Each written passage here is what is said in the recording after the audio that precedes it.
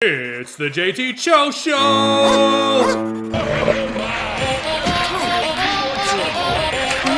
I looked at my Zins on the way home and I was like, I can wait till tomorrow morning.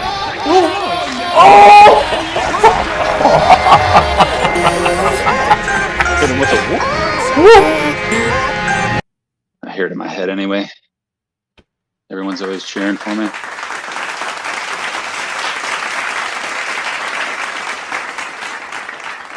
Welcome back to the JT Show.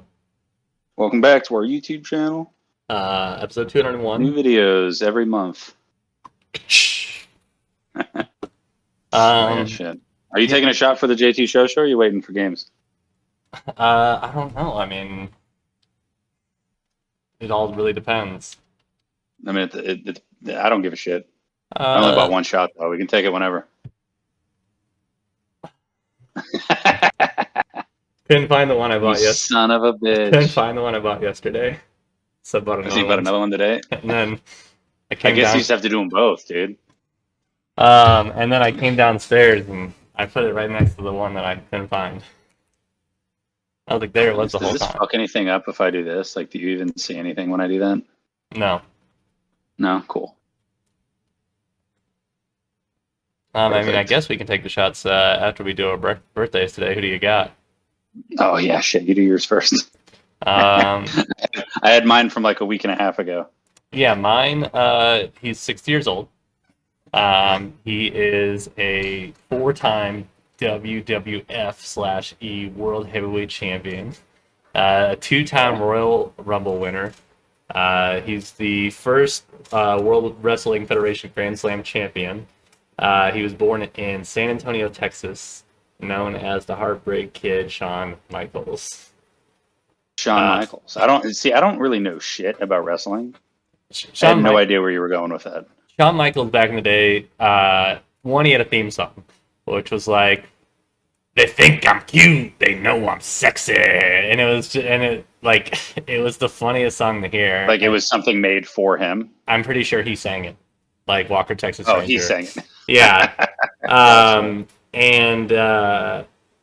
He had one of the best finishers ever called the Sweet Chin Music, where he'd kick you right under the chin. And there's so many good ones today, and that's who you picked? Hell yeah, dude. That's Shawn Michaels, dude. Put some respect on his name. Who am I going to pick? Prince George? I almost picked the guy from. I almost picked the guy from fucking John Wick. Why'd you hit my son? Well, sir, because he killed John Wick's dog and stole his car. Oh. Well, I think I got mine. He's 61 years old today. Mm-hmm. And he's been in movies almost his whole life. Adam Sandler's sidekick, David motherfucking Spade. David Spade. It's also Willem Dafoe's birthday. Wow. Which I thought was kind of cool. I don't know how old he is, but it's pretty old. Let's see. R.I.P. to Ozzy. R.I.P. to Ozzy. Yeah, dude, this morning. Yeah. All right, so I did want to say, because I remember we talked about it before, like way off stream, but his wife did not do it with him. That was false advertising. Do what? I don't know if I talked to you about that. The voluntary suicide. That's how he died. You know that, right? No. Yeah, he went to fucking wherever they do, like Amsterdam or something, or Sweden. I think it was Sweden. I mean, they also have him here. It's legal. Yeah, but he's not from here. Oh, right, true. American. Right, yeah. Right. Yeah, so he went to like Sweden or Switzerland or something like that, and they did like the injection. Mm-hmm. Because he had Parkinson's real bad, and he was just like done with it. I can't believe we didn't talk about this. I can't remember who I talked to this about. I think it was Travi. No. And the first reports were that he was doing it at the end of the week. This was like a month ago, and Sharon was going to do it with him because they didn't want to live without each other. And I was like, that's fucking insane. She could get like another 20 years. Like, she's very healthy. Yeah. She didn't spend her 20s and 30s on blow and biting off bad heads. Like, she's fine. Yeah. And it came out today, this morning, that Sharon Osbourne didn't go with him. He just wanted his family there with him in the room, bullshitting with him while it happened. Yeah. Like, that's how he wanted to go. Yeah. So it wasn't like a cult suicide thing. It was just him going. Yeah, I didn't even. But yeah, suspect super that. sad. All the radio shows today were playing fucking Ozzy's greatest hits, and I found out. Have you ever watched the show Big Mouth? Yeah. So you know the intro. Yeah. It's like some old black dude singing "I'm going through changes." That's a fucking Sabbath song. Oh wow. Yeah, an old jazz musician. Oh yeah, yeah.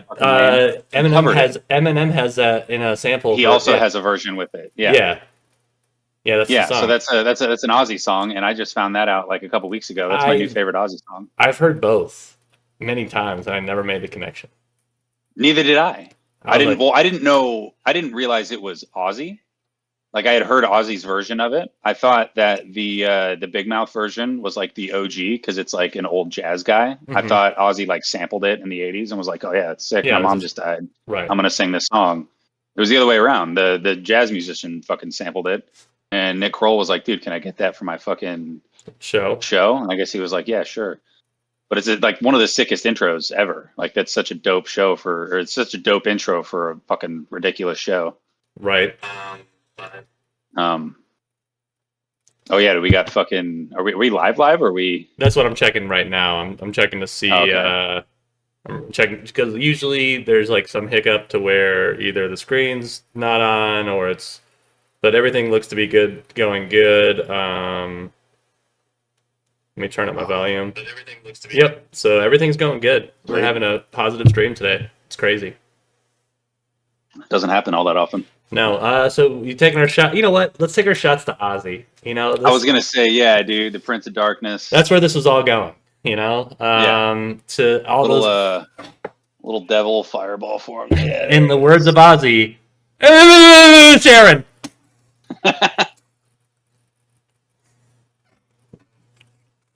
We love you. I just saw a video of him not knowing which cat's name was his cat. Oh yeah. And it's up on the counter. He's like, "Fuck you, Bob, Larry, Vincent, whatever the hell your fucking name is." And I was just like, "That's probably gonna be me when I'm fucking Ozzy's age." Oh, 100%, dude. I'll have an orange cat, and I'll be like, "Get out of here, Harrison, Charlie, Gary the Third." I'm like, dude, Harrison died 10 years ago. Harry would be like 55. Yeah, he would be old as shit. Actually, he would be 50. He'd be 53. I don't know. He's about the same. Too bad my kid wasn't born today, dude. He could have been the reincarnation of the Prince of Darkness. You're ridiculous. Oh yeah, I have a kid now.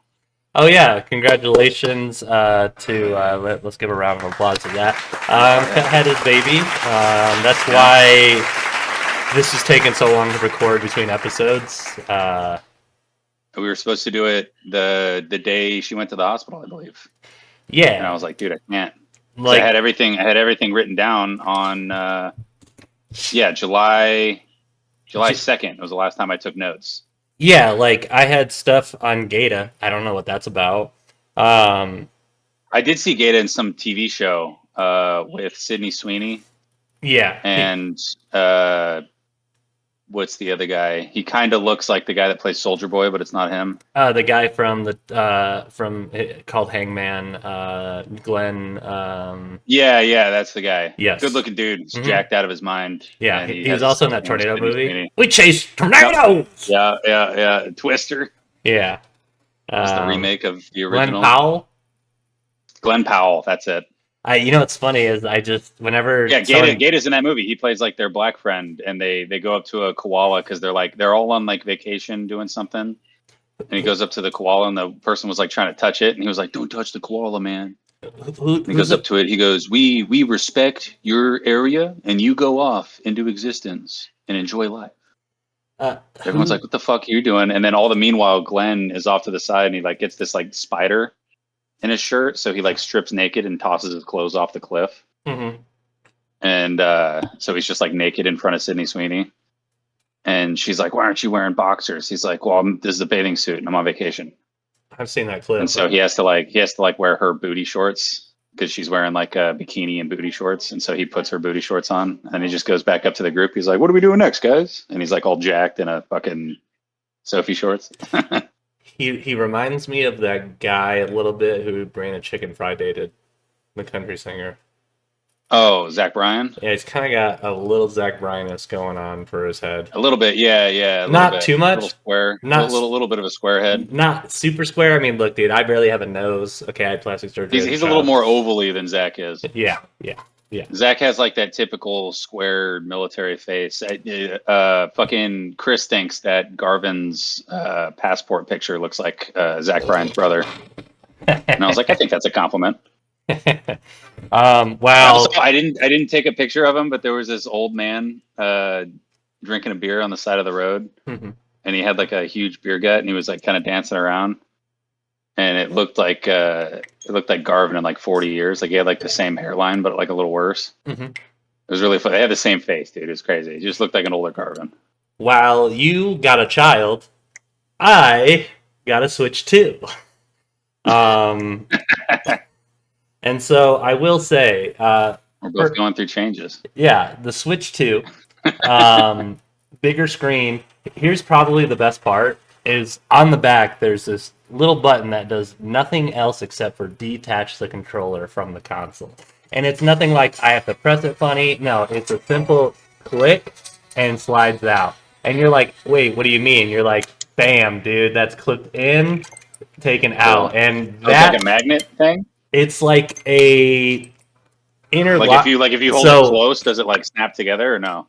It has a little bit of that to it. There's kind of a drive hook that fits it perfectly. I see. And then basically the little button I'm talking about, all it does is press this little guy to come out and then press it away from the magnet. So it's just easy on, easy off. And and I will say, first review of Mario Kart for the JT Show. You're not going to like the first race if you're a lifelong Mario fan, because there's acquired taste. I like it better. Well, not better. I like what they're doing. There's no underwater levels, which I'm kind of sad about, but I do like when your car turns into a little jet ski. I don't know why, but when you're like, I think the Dolphin Dasher should get a little buff when it does that. Yeah, I raced with the Dolphin Dasher and took second place for the second time in my career in that game. So the Dolphin Dasher of old is dead. The Dolphin Dasher on the Wii was the fastest fucking bike ever. And now it's no speed, max acceleration for small characters, but I'm also going to look at what it is. But I kind of like the old system of choosing wheels, parachutes, and cars. But, I like the customization aspect to the I think they're kind of trying to make it a little fairer for the market instead of somebody using like the impossible tiny wheels and they're just perfect with them. I think they're just trying to get away from that aspect. But the open world aspect, a little more of a uniform thing. The driving around with your friends is so fun. Dude, that looks dope. I said when you were streaming, I was like, I could literally drunkenly do this for hours. Like just watching you go around doing little missions and shit. Like that was such a great idea of them to do. Yeah, and you can do that. And so you can physically drive across the entire map, right? Yeah. To different areas and like tracks. So if you go to the sky bases, you'll get to the top of those, and they'll launch you off, and then you can ride your parachute throughout the land. Cool. Well, not parachute. Excuse me. Wingies. Little wings will come out of your fucking cars now. It's kind of like cool. Your glider thing. Yeah. And then they have, but you can invite people to drive through the world with you, and you can both like do tricks and find shortcuts and like unlock shit together. So like there's like a multiplayer for that, and then like you can use the camera feature. So if you and your boys are on, you want to take a group photo in front of a dope spot, you can like pretty much take a selfie like in the game, which would be sick for some cool backgrounds. But I'm gonna give it a solid 8.4 out of 10 so far. I like that for an initial review.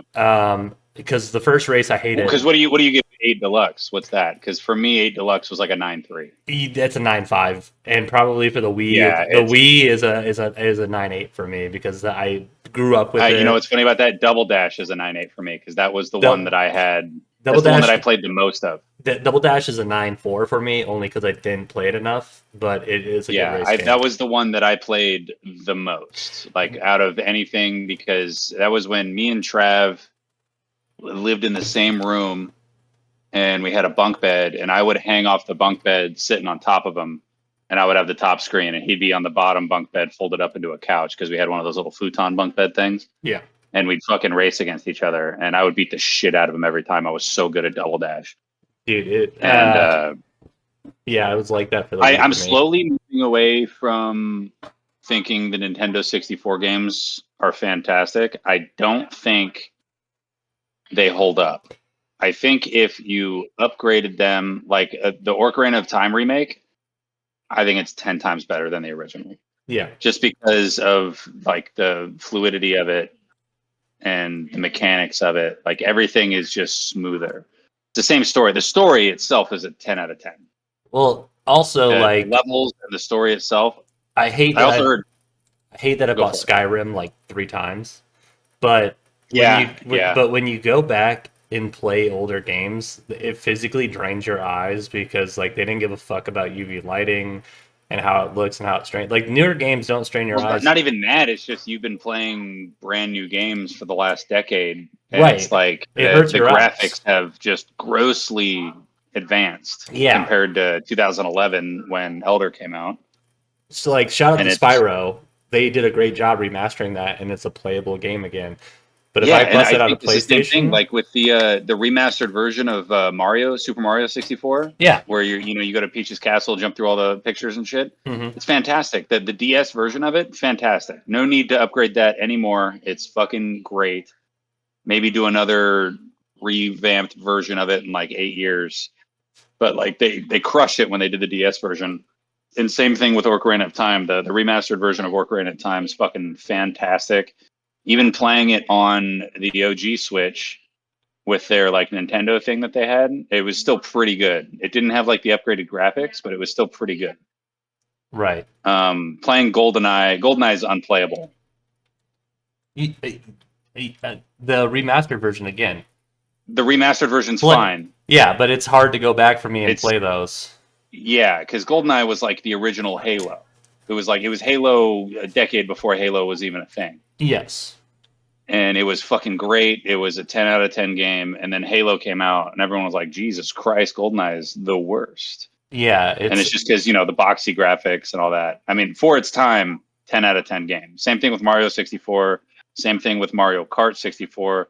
Same thing with fucking Ocarina of Time, Majora's Mask, all those OG games that were fantastic for their time. Mm-hmm. I think Ocarina of Time is the best Zelda game of all time, if you take into account like the era that it was dropped, because it was so long. Like, how many hours do you think are on there? Like a 70-hour game? Probably. It's got to be close to it. Because I know I spent fucking 2 months in the water fucking temple. Well, I mean, water temples were always tough. Always tough. Yeah. Cool, fun fucking fact. It's early reports from the live action Legend of Zelda movie. Mm-hmm. I guess they're going to dedicate 40 minutes of screen time to Zelda doing water temple puzzles. I will like sliding ice blocks across rooms and trying to figure out where they fucking go. I mean, that's which I think how long is great. Takes. It's a sick homage to, but yeah, it's only going to be like an hour and a half long movie, so they're dedicating like a third of the time to the water temple, which is just kind of fucking sick. The problem I have with the movie is that Link only better have 3 fucking lines the whole movie. It better be ha ha and ha. That's all Link should say the whole fucking movie. He should have a little bit of intro, like, or maybe not even him. Maybe they just have like a voiceover guy explain his shit, like the Duke. Like he lives with his uncle, like, oh, and then his uncle's like, look at young Link, and then his uncle's like, you gotta get to the forest or whatever, where the fucking looks like young Link's going back to the future again. Yeah. Yeah, looks like he grabbed that Master Sword again. We can pencil you in, Sizzle. We can pencil you in for the future. For Pod? Yeah. Fuck yeah. Yeah. Last thing I have on video games, and I will share my screen for you. I'm pretty excited for this. Okay. There is Oh yeah. Another remaster coming back out. It's going to be Metal Gear Solid 3 Snake Eater. It comes out on the 28th. I worked the 28th, but I took the 29th off already. I'm going to be playing Metal Gear Solid full cosplay, so I'll have full face paint, camo. I think I'm going to order some MREs. And then if I want to eat, he eats rations in the game. So I think if I want to eat this whole stream, it's going to be nothing but rations, maybe. And then I decided there's a crucial moment in this video Dude, game. you don't follow Cut Plays Games? This is the Pix account. This is the Pix account. What the fuck, dude? But yeah, so August 29th, definitely tune in to the JT Show. I'll be tuning in for sure. Yeah. But definitely tune into the JT shows what we broadcast on JT of Jayville for Twitch and Kick. But it's gonna be great. There's one scene though that I've already thought about, and what's crazy is there's a game that just came out. I can't remember what game it is. Oh, it's Donkey Kong. So Donkey Kong, the new one that just came out for the Switch. There's a scene where he climbs the ladder and they start playing theme music. And the whole joke in that is in Metal Gear Solid 3, there's a scene where you climb this ladder. So basically everything that's you've just done is going to be inaccessible for the rest of the game because you're entering the end steps of the game. So you climb the ladder for 2 minutes and 45 seconds of actual game time, and the whole theme song plays for the show when you're climbing the ladder. So that's what I'm going to be drinking my first beer of the stream is as I'm climbing that fucking ladder. You should see how many beers you can drink while that's happening. That's a great idea. What's the over under? You got to make the line now at 3. You got to make it 2.5, 2.5 or 3.5. I think 3.5 because no shotgun is just chugging. Ooh, no, chugging. 2.5 minutes. Man, 2.5 minutes. I feel like I can get more. How many do you think you're going to be able to do? And keep in mind, you're going to be streaming for fucking. I think 10 hours at minimum. 4. Well, I'm not going to be drinking before that stage. This is going to be the first step. So I'm going to say 4.5's the line. 4.5's the line. Yeah. I think I'll take the under. Hold on. I'll put $1 on it. Hey, you're live on the JT Show. Am I really? Yeah. What's up? Oh, no, not bad. I'm leaving work now, and I wasn't sure if you were playing video games or not, which it sounds like you are. I mean, we're gonna play video games after the JT Show. Yeah. In 40-ish minutes. Yeah, that's why you're live on the JT Show.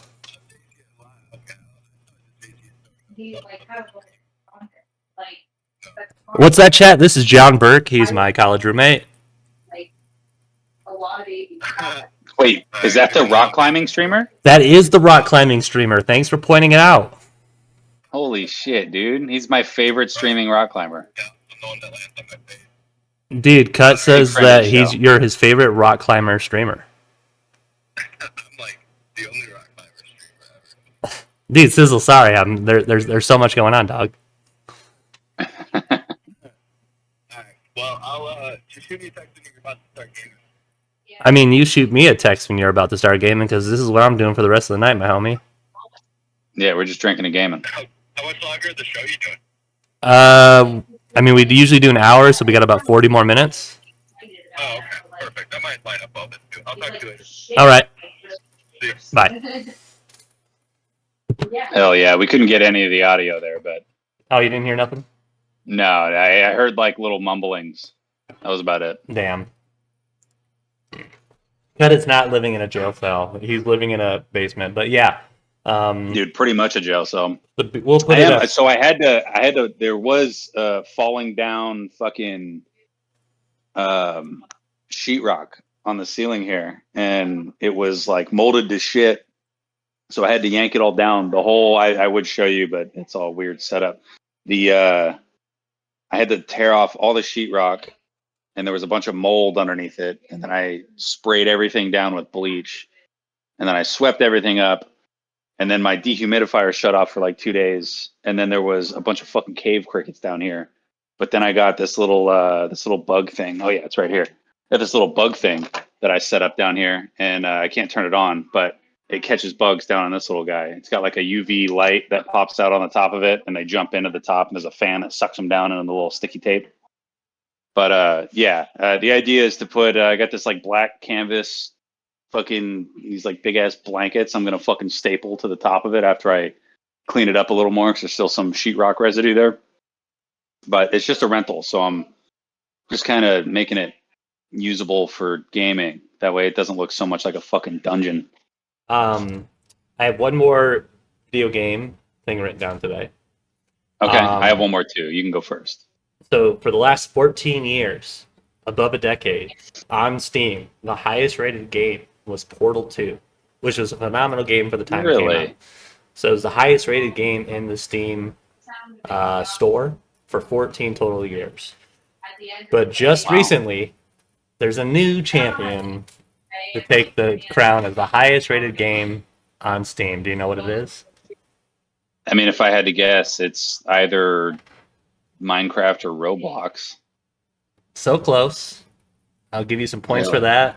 Stardew Valley. Oh, sick. So Stardew's fantastic. Yeah, so I give Stardew like a 9.6. Yeah, 9.6.5, dude. Just what do they have it rated as on Steam? let me pull it up. So let's go. It's got to be close to a 9.6.5, huh? Let me pull up the Steam app right now. We'll pull it up on stream. We can do that. Store. Oh yeah. So I think we can just do this. Oh shoot! Wrong thing. Steam. Here we go. Steam. So let's go to. I don't even know how. Let's see. Browse by genre. Browse by categories. Upcoming. I have no idea how to search Steam. Highest rated. We'll figure this out on the offside, but I'll pull it up as soon as I figure it out. Let me just Google it. Word. Let's see. No, but Highest I knew already about the rated games on I Steam. already knew that. Jamie, look that up.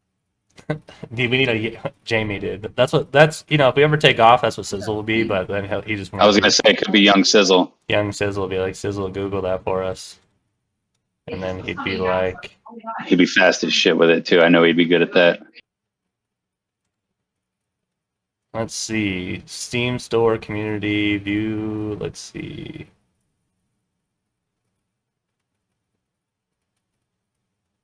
It's just not loading. The highest rated games on Steam, according to Gamer Reviews, include Stardew Valley, Portal 2, Terraria, People Playground, and Left 4 Dead 2. Interesting. Yeah, so it's the rating. Stardew Valley. Okay, so right now, I don't know. This is a Steam database, but this is how close it was beforehand.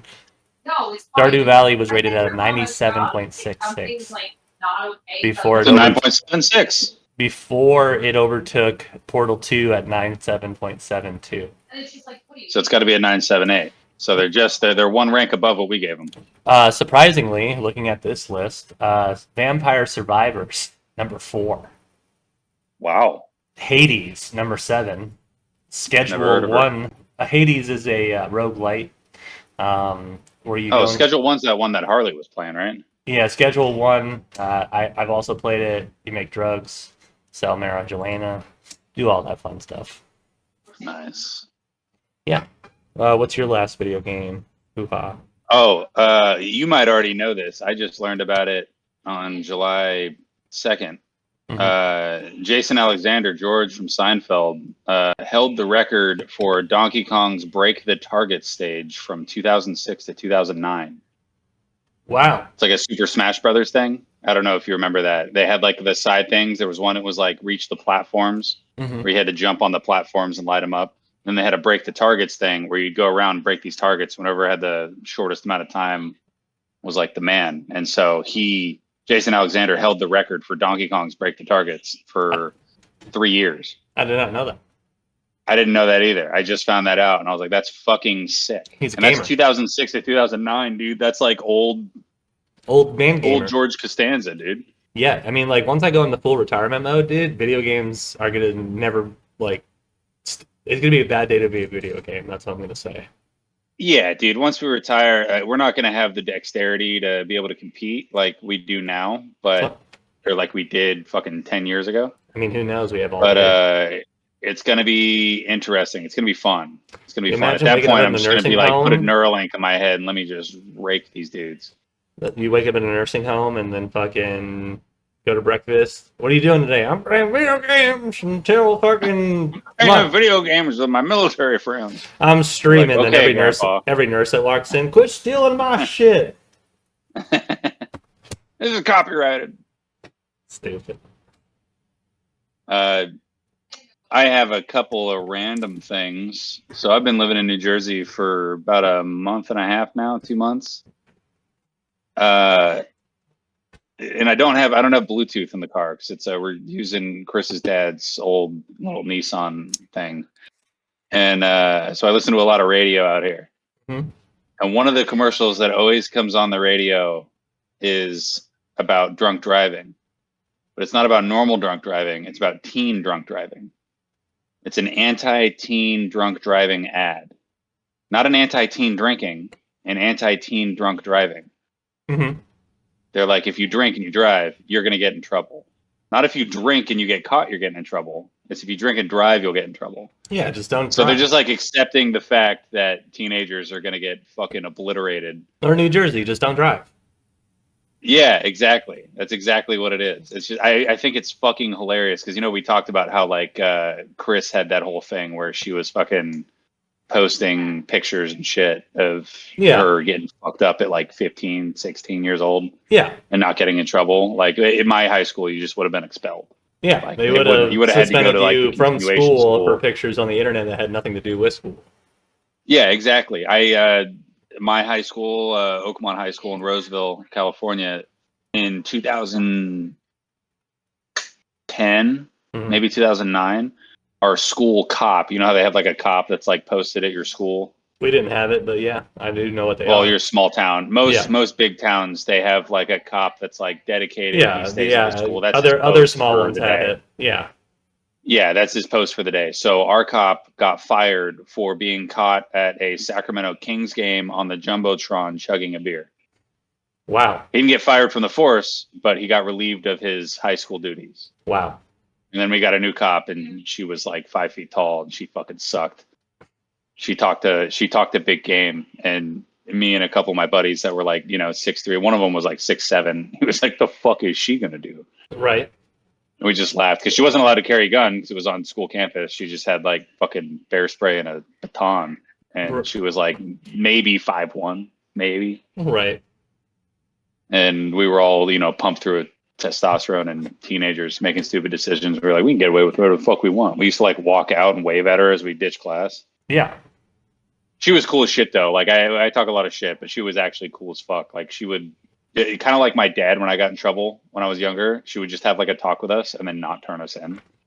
I mean, Officer Rico like saved my life. She caught my buddy with I won't say his name, but she caught my buddy with a bunch of mushrooms in his backpack, doing like random backpack checks. And right before she caught him with that, I had a pack of Marlboro Reds and a can of Copenhagen Wintergreen. And like the top pouch, I had this snowboarding backpack that was sick as fuck. And the little top pouch was like a little teeny tiny Half Moon pouch for like a CD player. Yeah. But I would keep all my paraphernalia in there. And she saw that, looked at it, and she's like, "You're going to get cancer." And then just like zipped it up and handed me the bag back. And I was like, "Oh, okay, cool." And then she opened my buddy's and she was like, "What the fuck?" And he was like, "What?" And she's like, "You need to go home now and leave this at home." And he was like, "Okay." So me and him rode our longboards back to his house and then came back to school late. But hilarious. Yeah, she was cool as shit. She was just little and wasn't intimidating. I was super nice, Officer Rico. Then one day I was drinking outside in an area that I thought I could drink in, and I was wrong.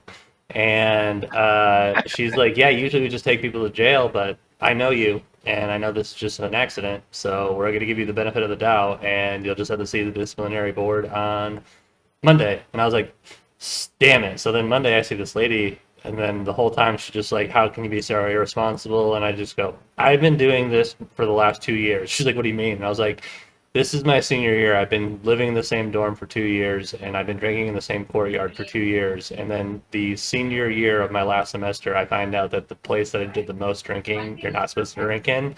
That's news to me. She's like, do you have any other questions? I was like, are you going to tell my parents? And she's like, no, you're over 21. And I was like, this is the best day ever. I don't care anymore. So then I just like checked out, and I had to pay a $150 fine. So I sold my fucking plasma I sold my plasma for a month to make the money. Smart. And fucking boom bam, got my diploma, and it just shows up as a disciplinary charge for $150. Too easy. I've been seeing all these ads. Speaking of donating plasma, I see all these ads on Instagram. They're like, sell your semen, make up to $2,500 a month. Where? I was like, dude, I'll quit right now. Oh. Well, I don't know if you'll make $2,500. How many samples do you need? All the samples, dude. I can like, work 8 hours a day. I'll do 12-hour days. I'll work 6 on, 1 off, dude. What are my demands? $25 an hour and a whole pack of You know how much Gatorades. extra money I would have made in fucking Kandahar? Yeah. that would have like almost doubled my hazard pay. That would have been fucking sick. I had the funny thought the other day too of like, I should just freeze them and then get a vasectomy. And then I was like, who wants that? Why would I freeze it? If you ever get a vasectomy and then you want to have a kid, I'll donate. You can get a reverse. Nah, dude, I'll donate.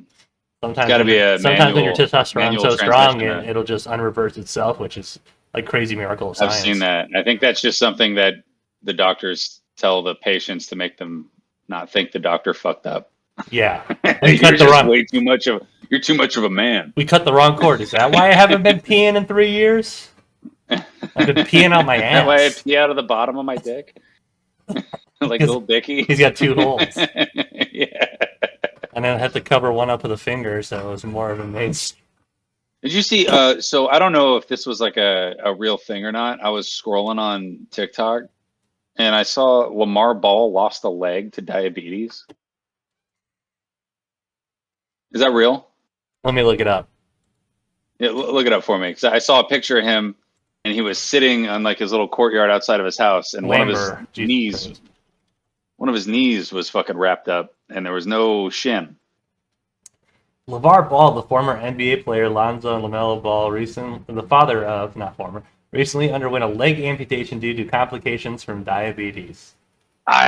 God, it's true. That's crazy, dude. It's true. He lost a leg to diabetes. That fucking sucks, dude. Diabetes. I hit my wife. Yeah. My wife's been All I dead had for was 12 Lamar years. Ball lost a leg to diabetes? ? I didn't do any research after that. I was like, that'll be fun. I have a story saved from when we were supposed to do the pod like 2 weeks ago, and this is a good one. I don't know if I've told you, but in Michigan, there was a bank robbery in Saginaw, Michigan, to where this dude had hostages, and you had the police surrounding the bank, and the bank robbers like making demands, and the bank robber said, "I want a red Faygo." So if you're not familiar with Michigan, Faygo is like the universal Michigan pop. Moon Mist is the best It's Michigan RC Cola. It is. Moon Mist is the best knockoff of Mountain Dew I've ever had in my life. Orange Pop for Faygo is fantastic. And then Red, what's it called? It's called something Rye. Red Rye. Duh. Anyways, so this dude wants some Red Pop, though. He wanted Red Pop from Faygo specifically. So the police department said, we got you. So they took a drone, and they lowered the Red Pop down to the the fucking bank robber, and across the street during this time they lined up the shot. So when he reached up for the red Faygo, they shot him from across the street on a rooftop. So they coordinated him getting a red pop with them making a red pop, and so probably one of the top 5 Michigander things I've ever heard in my entire life is died for the Faygo. Died for the Faygo, dude. And so if you're a bank robber out there and they offer you a Faygo, it cannot be by drone. Okay. What's the Full Metal Alchemist, equivalent exchange. Yeah, Pop for pop. pop for pop, man. Pop for pop, dude. The law of alchemy. That's fucking hilarious. That's a good one. Yeah, that happened right around like July 1st. Wow, yeah, it was recent. Yeah. I got a couple of cool little stories. There was the longest D&D campaign ever. It's hosted by a Canadian historian named Robert A. Wardhall. It's been going on since 1982, and it's known as The Game in online forums. It's seen over 50 different players and approximately 500 different characters that come and go. Wow. Some players even play descendants of past characters. And wow, like I'm the son of this guy. Yeah, that's crazy. Arth Grooks the Fifth. Mm-hmm.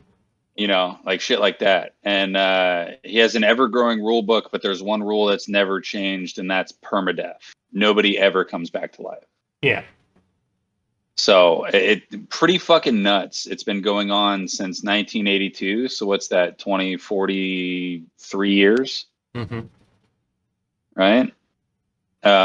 Pretty fucking crazy. He's got his whole basement. It's like your size basement, but it's like all dedicated to D&D shit. That's cool. So he's got like a bunch of these big like plasterboard like landscapes that he's made out of like fucking clay and foam and sand and shit. Yeah. And he hangs them up on these big racks on his wall. And whatever campaign they're doing for the day, he'll just pull one down and slap it on his game table. And he's got over, I think they said, like 1.3 million figurines that he's accrued over the years. That's wild. And they couldn't even count the amount of dice that he had. He's got like multiple 55-gallon drums just full of dice in the corner. So if someone needs a dice, they can just walk over and like take a handful, and they probably got what they need. That's so funny. Just crazy, dude. D&D's huge, and I'm glad that I was minorly a part of it for a short amount of time. Well, with Tabletop Simulator, we'll be able to get that back in. I just have to... Yeah, and we can definitely do that. I'll have to wait a few and weeks, like, probably at the most, or at the least. And like, definitely, dude, that'd be like streamable if like we got like you, Travi, and a bunch of people in it, and then we just... Oh, 100%, yeah. Stream Tabletop Simulator. Yeah, that'd be fucking sick. I'd be super down to do that. I will say the closest thing to that, I saw a guy, his D&D campaign, he hooked up 2 projectors. So images are overlaying each other. So if you're standing in front of the projector, it's not a really terrible shadow because it's also coming from this projector. Oh, so he's like mirroring the same thing from multiple sides. From 2 sides. The cameras themselves are like expensive as fuck. But as the players are sitting on the board, he can not only change the boards to different, they all have the grids on them for your steps, for your movements. But then like you go into a shop, then he'll put a full size image of the shopkeeper of what he designed through AI. And then they're like, oh, what do you have for sale? And then on their individual seats, they have a map of a little icon of, hey, here's what he has in the inventory and the pricing. So it's like a little menu that pops up on their screen. So I was like, dude, that is like that's D&D. Cool, dude. So you can use figurines, you can put whatever, but you can make the base of the grid whatever. And I was like, dude, that is so fucking cool. And he had a little Elgato board with everything loaded on it. And I was like, dude, this is how you nerd for sure. Yeah, that's kind of fucking sick. Once there's like some crazy shit that's like some hologram shit, D&D's gonna take off. I think it's gonna be like one of the most. Well, I think with the augmented reality that they have right now for D&D, it's crazy. So especially if you're a mage, you have a side, just like when you play what's that game called, Baldur's Gate 3, where you have everything down in your screen of what your character can do.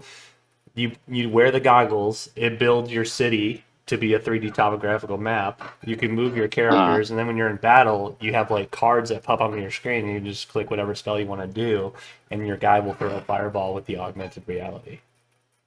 So you just have to wear $1,000 pair of glasses to get. That's it. That's it. Whatever they are. Hey, let's do it. Let's send it. And fuck my kid's brokerage account. I already got a Switch too. Out of there. Not a sponsor. Not a sponsor, not yet. Not a sponsor. Switch to. Kind of switching over to sports a little bit. Mm-hmm. I forgot to save the video, so I had to just look it up. The wide receiver from Texas A&M that was drafted in the first round by the Bengals. Mm-hmm. He might be going back to college. Yeah, I've been seeing a lot of shit about him and how his contract. The whole reason was his contract. They put a caveat in his contract that basically said that if he fucked up, so he was supposed to get like, I think it was like 38 million guaranteed or something like that, or 48 million guaranteed, whatever the fuck it was. Mm-hmm. If he violated any of the like player code of conduct things, Mm-hmm. they could take away all the guaranteed money. Yeah. And which would make his contract all incentive based, which technically they wouldn't really be stealing cash from him if he performed well. Oh, you're late. We're gonna take the rest of your guarantee. Yeah, exactly. So basically, this guy on TikTok, he was talking about how like some of the code of conduct shit is like if you curse on the field and get like a penalty for cursing, mm-hmm. that violates the player code of conduct for the Bengals. Yeah. So like technically, they could take fucking 30 million from him if he said "fuck you" to a DB. Yeah. Which is fucking insane. And the craziest thing about that is there's a loophole in like the draft rules where like technically he can go back and play his senior year, or his fourth year of eligibility in college at Texas A&M and re-enter the draft next year. Mm-hmm. And the only team that's not allowed to draft him is the fucking Bengals. That's wild. So even if he's like blowing up, breaks all the records for a wideout at Texas A&M, which is fucking unlikely, but if he's like deemed the number one overall pick and the Bengals trade up for the number one overall pick, they're like legally via the NFL rulebook, they're not allowed to draft him. That's wild. So the same thing happened with Bo Jackson back in the 80s. Mm-hmm. So he was originally drafted by the Buccaneers, first overall or fifth overall, whatever the fuck it was. But they fucked him over. And they were like, they basically they took him in on a recruiting thing, and they showed him the facilities, which they weren't supposed to do back then, which basically made him ineligible to play college sports the next year. Mm-hmm. So he couldn't play baseball, he couldn't run track, he couldn't play football at Auburn, and he didn't know that was a thing because he wasn't even. He might have gone into the NFL draft. He didn't know yet, but he took that visit because they were like, dude, just come down and say what's up to us. Yeah. And so they like fucked up his eligibility for college the next year. So he said, fuck you guys, I'm gonna go play baseball. Got drafted by the Royals, played a season of baseball. Al Davis, savvy ass motherfucker, hit him up and was like, yo, you should like silently enter the draft and we'll draft you with one of our picks and you can come play half the season for us. And Bo Jackson was like, well, yeah, but you have Marcus Allen. And he's like, doesn't matter. You'll start ahead of Marcus Allen for 8 games at the minimum. Like, well, whatever you're here for, you'll start ahead of him. So that very next year in the draft, I think it was like 82, 83, they drafted Bo Jackson with their 7th round fucking pick. Smart. And they got him for half a year for like 3 years, whatever it was, before he got injured. Mm-hmm. But yeah, same kind of thing. It's the same loophole Bo Jackson did. This fucking wide receiver from Texas A&M is going to be able to do. And I couldn't find his name. I don't know where it's at, but I couldn't find his name. Let's find his name real quick. Let's see, Bengals. Yeah, Texas A&M wide receiver drafted the Bengals. Shamir Stewart. That's it. Has reportedly left the team and is currently practicing with Texas A&M. The situation due to a contract dispute with Stewart. He's been essentially seeking a waiver to play for Texas and re-enter the NFL 2026 draft. Yep. Yeah, so it's a loophole. It's only been used like a handful of times, but sometimes motherfuckers do it and it works out for them. Sometimes they gotta. I mean, it sucks for the Bengals, but at the same time, they kind of fucked themselves by putting all that weird shit in that contract. Yeah. Thank God he had a good agent. Because they wasted. Yeah, dude, he was about to sign it. His agent's the only reason why he didn't sign it. Yeah. His agent read the contract and was like, dude, don't fucking sign this. You could look at someone the wrong way and get a code of conduct thing. It gives them all the power. Yeah, like you could like. And he was like, well, I had a player option for year 4, and he goes, no, they could take everything. Like you could be on the rookie minimum. if they fuck you up, and even then, it's not guaranteed. Yeah. Like they could just pull a rug out from under you, and you won't have shit. So he's smart as fuck. Agent's smart as fuck for going back to college. He's about to get a bag next year after the draft because I can only imagine he signs the rookie maximum for a wide receiver. I don't know what that number is, but I can only imagine it's more than the 35, 38, 39 mil he was going to get. Yeah. Over 4 years. Speaking of football, one of my favorite running backs of all time, arguably the best running back of all time, skill set wise, LaDainian Tomlinson signed a contract with Netflix for a 7-episode documentary about his life. That's cool. Which I think is kind of fucking sick. One of the most iconic photos of all time is him scoring that 27th rushing touchdown, and like his boys like hoisted him up, and he pointed at the camera, and he's got like the fucking dark ass visor on. It looks sick as shit. Yeah, I love that. If I get that blown up on a canvas, I'd put it right behind me. But fucking in the prison, sick, yeah, put it right up on the fucking rafters, dude. Right where Tim Allen would be. Yeah, right where Tim Allen would be. Just have fucking LT right behind me.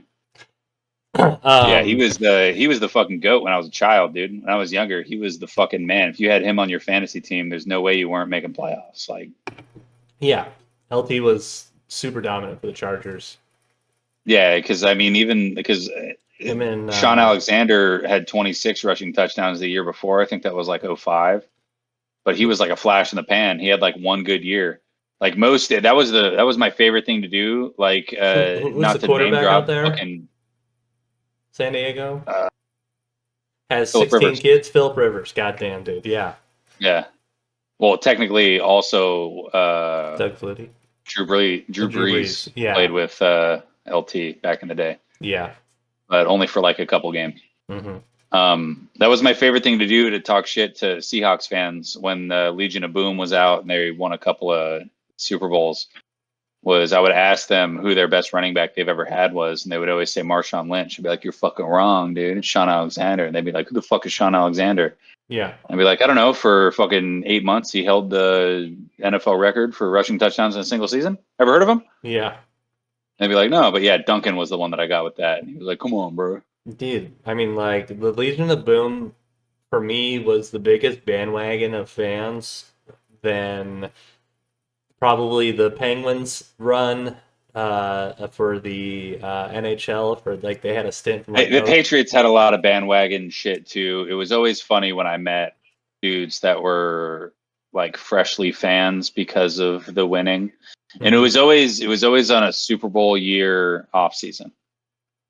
Like leading into the season after we won a Super Bowl, there'd always be like an influx of Patriots fans, mm-hmm. And I would just ask them questions and gauge their just knowledge. Like the Seahawks fans, they just have no idea. Yeah, they didn't know shit. Like they didn't even know. Like one of the guys I talked to in high school didn't even know who Teddy Bruschi was, and I was like, "Bro, he went to school here." Yeah, and our gym's named after him. And like what do you mean you don't know who he is? Have you not been to the gym, bro? One of the most dominant linebackers. He was probably the most solid you could be as a linebacker without making the Hall of Fame. Yeah. He was like a cornerstone to our defense. Yeah, people could argue that like Willie McGinnis was like a better player, but he was the captain. Teddy Bruschi was the fucking guy. Arizona State dude, had a mullet in fucking college, rode a Vespa to fucking practice. Sick fucking dude. But yeah, he when people didn't know who he was when I was in high school, it was always hilarious to me. So I was like, dude, his name's up on the fucking wall. Like, yeah. He's up there. He's got 3 fucking rings right now. You don't know who the fuck he is, and you're wearing a Tom Brady jersey? It's just fuck out of here. And I knew Tom Brady before Tom Brady knew who Tom Brady was. You knew Tom Brady before I knew who Tom Brady was. Yeah. I didn't know a fucking thing about college sports. Michigan. I didn't even know. I barely even knew who Tom Brady was when he played for us the first year. That's how I felt. That's how I felt about Jordan Love. Because I didn't even pay attention to football really until after that. It was fucking. I think it was my 8th grade years when I really started. 7th grade actually. 7th grade years when I really started getting into it, and that was 2005, 6. Like it's like every year when we already had 3 rings. We already had 3 rings. It's like every year when the NFL draft happens. and like there's your top 5 quarterbacks, and you know some of them from the games you watch, but like there's also a couple guys who, hey, this guy's thrown 35 touchdowns with only 7 interceptions for 3,000 yards this season. He doesn't play for Alabama, but he plays for like fucking San Diego like State. Early Baker Mayfield numbers. Yeah, so like you get those guys. So each year at the draft, I'm like, well, the Packers aren't drafting a quarterback. I know the top 5 guys. When we got Jordan Love, I'm like, who the fuck is this guy? And not until he started that I started like going back to know like, okay, here's where he went to college, this and that. Yeah, you see some of his highlights. I mean, I did the same thing with I can't even remember his name. No, not Drake May. I did ample research on Drake May when we drafted him. But our tackle that we just drafted, the LSU guy, that's a fucking boss. Arguably the best tackle in college last year. Can't remember his fucking name. I follow him on Instagram though, and I just saw him and his fucking hot ass lady were hanging out at the stadium the other day. Bless you. Thank you. Bless you.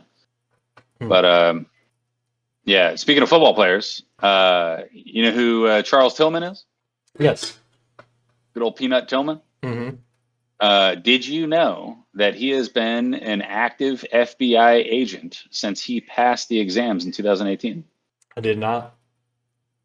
I just learned about that a couple weeks ago. July 2nd is when I learned about that. He can never go undercover. No, everyone knows who Peanut Tillman is, dude. What the fuck? Yeah, like, dude, aren't you crazy? Aren't you that NFL player? Nah. Yeah. Could you imagine if like Brian Urlacher became a cop and like tried to go undercover? And he's at like He's like, "What's up, guys? You guys want to buy some cocaine from me?" They're like, "Bro, you Brian Urlacher?" Like, no, my name's Chad. He's breaking up a fucking cocaine ring in Chicago. In Chicago. And he's like, "Hello, guys. My name is Chad Boswick." And they're like, "You're fucking Brian Urlacher." And he's just like, "No, I'm Chad." No! You're probably thinking of my business partner. It's Devin Urlacher. It's just Devin Hester. Yeah, dude. That's ridiculous.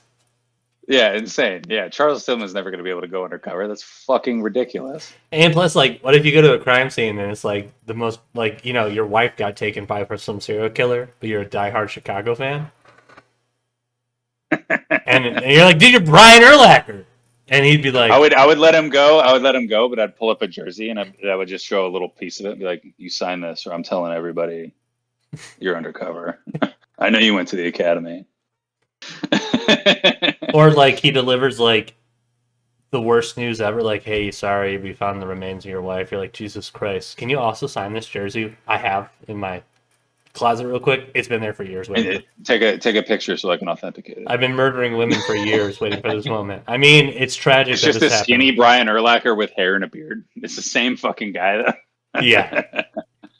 I have a piece of Chicago shenanigans. Fucking roll it. In 2008, Chicago, the city, privatized its meters. I forget the NFL dude. I watched this on a thing. But there's an ex-NFL player for Chicago, and he privatized the parking meter industry. And they sold it to UAE, to a company called Chicago Parking Meters LLC, which is owned by a UAE company. They sold it for $1.2 billion in 2008 because they needed the money. And they signed a 75-year contract. I was going to say it was like a huge contract, yeah. They've already made like 15 billion or something crazy, wasn't it? So since 2008, when this deal was made, they've made over $2 billion. So now they've doubled their profits.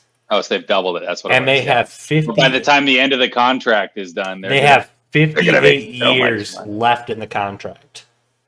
So City of Chicago, dumbest shit I ever heard. You should have just put a loan out against your future endeavors of that money, and then everything would have been cool. That was their Super Bowl year, wasn't that? Yes, Tony Dungy versus it was right in that era. I think that was 05. Right in that era. Also, I have written down that Ireland is 08 Super Bowl. That would have been Patriots Giants, the original. And then 06 was Patriots Eagles, or was that 04? That was 04, because that 04. was McNabb, and McNabb was drafted a few years prior. Yeah. And then 96, 97 was Brett Favre and the Broncos, John Elway. Yeah. Who did Brett Favre beat, by the way? John Elway? No, the first one he beat the Patriots. Oh, you're right. Then they got beat Yeah. by the Broncos the next year. Yeah. Yeah. That was my boy Bledsoe. And dude. then He was drafted number 2011 1 should have I was been born. 2011. It would have been the world's greatest Super Bowl, no matter the outcome. It was the best game that never happened, dude. It would have been fucking electric. It was Brady in his prime with rookie Gronk and the killer Hernandez. Yeah. Wes Welker was still there. Randy Moss was on his way out. Fucking old boy Rogers had fucking Donald Driver and all of Brett Favre's best friends. Jordy Nelson. Jordy Nelson was the guy, and Cobb. Coon. Our fullback KUHN. Mario. And then we also had who was our running back that year? I'm gonna tell you right now, if you guys had made that Super Bowl, Brady would have had 7 rings with the Patriots. We would have smoked you guys. Our running backs were... Our O-line was disgusting. Yeah, Ryan Grant. The only reason we lost that Super Bowl is because our O-line couldn't beat their D-line, and one helmet catch and an unfortunate Asante Samuel dropped interception on the last drive. We had James Starks. Went right through his fucking hands. And Ryan Grant. Garbage. Which each for the season had over 500 yards rushing. But then Aaron Rodgers also had 257 yards rushing during that same season. I love that it took Brady like 22 years to get 1,000 yards rushing. Hilarious. I think it's fucking great. And then when he got 1,000 yards, they had like a whole thing. It was like Brady 1K, and it was like him running with the ball. Yeah. Brady running was almost as comical as Peyton Manning running. Peyton Manning, you say what you will about him. He had one game. I don't remember who he was playing against, but it was with the Broncos. Yes, the naked boot where he kept the football and ran out to the left and scored a touchdown. The most ridiculous play because he had never done it before in the NFL. And he was like, fuck it. Let's see what happens. They're not gonna think I have the ball. I've been faking this fucking play my whole career. The whole 15 years I've been in the league. Let's just boop it around to the left. And he did it. Nobody went with him. Nobody. Everybody bit on whoever their running back was. I don't even know who it was. Long the Broncos time ago. that year. Monty Ball? No. Who was the white guy that was with the Broncos for a while that was actually kind of good? Peyton Manning played for the Broncos in... Who were his running backs? That would have been 2014-15? Let's see. God, I can see Monty the guy's Ball face. was He had, there. like, curly hair. Who was they? They had like a rookie. No, Sean Moreno. No, Sean. It was a white guy, white-looking dude, almost like a Blake Griffin of the NFL. Let's see their Super Bowl roster. Running back C.J. Anderson. No, fuck. He might have been the year after. Let me see. Yeah, I know he played for the Broncos. Did you know that right now, games that came out for the PlayStation are just as old as when we were kids, and that's when games came out for the Atari? Get the fuck out of here. Which is sad. Offensive coordinator Mike McCoy. No. Let's see. Lance Ball. No. Edgar James. Edgar James. No, I don't even know how to say that name. Philip Lindsay. He wasn't really white. He was very light skinned. Philip Lindsay. Philip Lindsay, dude. That's the fucking guy. Good quality. Yeah. Philip fucking Lindsay, dude. I thought he was going to be great. I also thought CJ Spiller was going to be a fucking beast, but he wasn't. Unfortunately, not. Yeah. The only thing I got is that my brothers and sisters in Ireland, shout out to Ireland, they're getting their first Taco Bell. Hell yeah. So I got an Irish thing, dude. I just learned that the Irish, the potato famine wasn't because they didn't have food. They had a bunch of food. The whole reason the famine was a thing was because all the rich countries around them were threatening them with death if they didn't send them all their meat, cheese, and fucking milk. So they were like under the patriarchy thumb, and they were like, hey, send us all your fucking good food. You guys eat the leftovers. The potato famine was forced on them. Yeah. It wasn't because they had like shitty crops and they ran out of cows. They had plenty of shit. They just couldn't eat it. Otherwise they'd die. Which is wild. That's crazy. That's why there were so many like Irish dudes that came to the U.S. during the fucking, the Ellis Island shit. Yeah, crazy. How dare they take out all we're left with is potatoes? Yeah, that was it, dude. That's all they could eat was like potatoes and like the fucking bullshit, like cow hooves and tongue and shit. Right. That's why they have that. What's that? The fucking sheep stomach stew or whatever the fuck it is. Haggis. That's the whole reason, because the royals didn't want fucking sheep stomach. So they give us the haunches. You guys can have the stomach and the organs. Which is wild. They got left with all bullshit, dude. I thought it was because their like land sucked and the only thing they could grow was potatoes. Right. I was wrong. I do have one more sports related thing. I know we talked about it on the stream a few days ago, but in the NBA this upcoming season, unsuccessful heaves from beyond the half court line will no longer count against the player's shot percentage. Which is wild. I like the rule. I don't think it's going to have a big impact. No. I think it's just a super minuscule thing that doesn't really make any sense for them to push through. But it doesn't make any sense for them to deny it either. Like it's such a minuscule, it might bump some people's shot percentage by like 0.2%. Like if you come in at the end of the first quarter, you make one basket, and then your second shot is a full court heave, and then you sit the bench as time expired. Yeah. It's like at the end of the game or at the end of the quarter. The last like you 3 seconds. Throw one up. Yeah. Doesn't count unless you make it, and then it counts. But it won't count against you. It'll only count for you. So if you go into the game, you have 6 shots, you made all 6 of them. And then last second, you're just like the backup point guard, and you just heave one up from the other 3-point line. Doesn't count against you. You're still 6 for 6. Yeah. Which I think is interesting. I think if we're doing that, I think the same thing should be for Hail Marys as time expires. Yeah.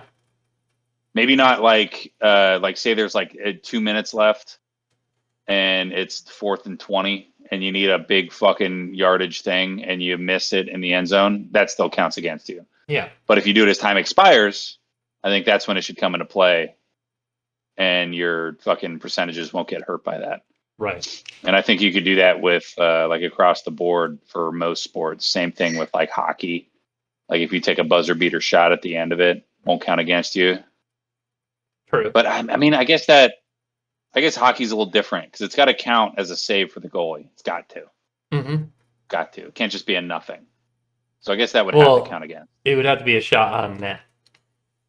Yeah. So if you have a shot on net that the goalie saves as time expires, it counts. Yeah, I guess there's certain sports that it wouldn't translate to, but I think football is one of them.